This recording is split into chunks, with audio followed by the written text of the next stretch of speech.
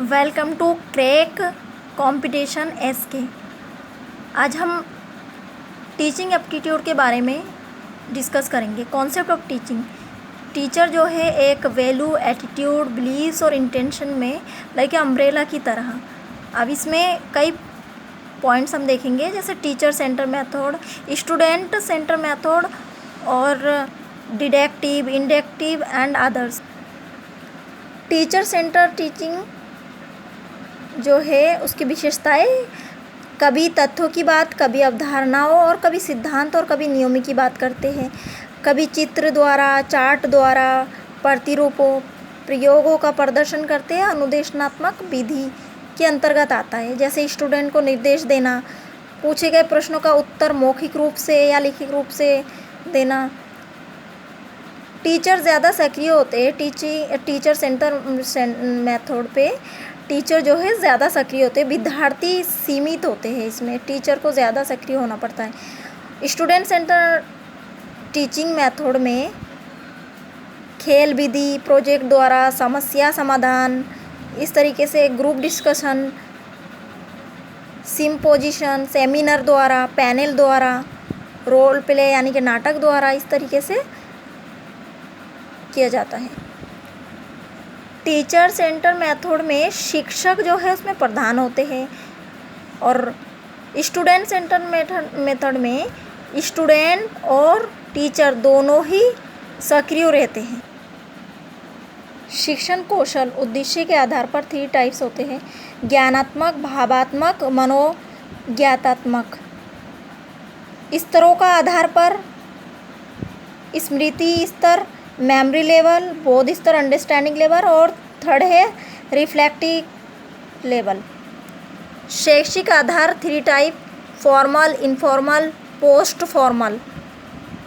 शिक्षण अवस्थाएं, शिक्षक की विशेषताएं। शिक्षक की विशेषताएं में टीचर, स्टूडेंट और करिकुलम तीनों चीज़ होना आवश्यक है। शिक्षण अभिवृत्ति।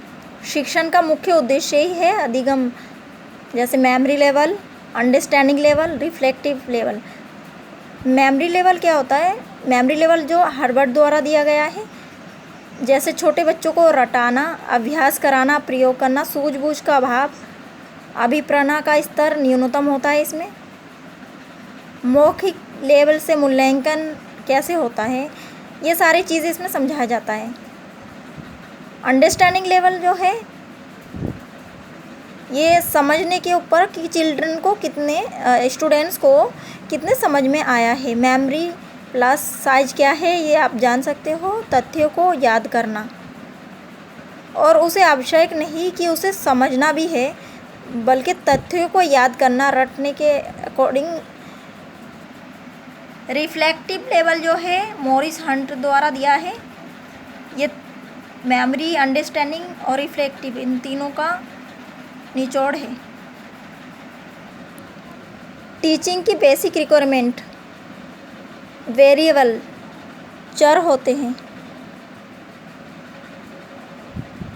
टीचिंग में variable, independent variable, dependent variable और तीसरा है पारस्परिक चर। आप हिंदी में देख सकते हैं स्वतंत्र चर, आश्रित चर, पारस्परिक चर। स्वतंत्र चर में टीचर होता है और आश्रित पर स्टूडेंट, क्योंकि स्टूडेंट जो है टीचर पर आश्रित होते हैं। टीचर जैसे समझाते हैं वही ज्ञान द्वारा खुद को डेवलप करते हैं। और पारस्परिक चर में सब्जेक्ट, सिलेबस, मैप, चार्ट, ये सारी चीज़ें होता है। टीचिंग एप्टीट्यूड की सिलेबस आप देख सकते हैं, जिसमें उद्देश्य, शिक्षण का स्तर, स्मरण शक्ति, समझ, जैसे memory level, understanding level, reflective level के बारे में जाना है। आज आगे और चर्चा करेंगे नेक्स्ट वीडियो में। Thank you for watching.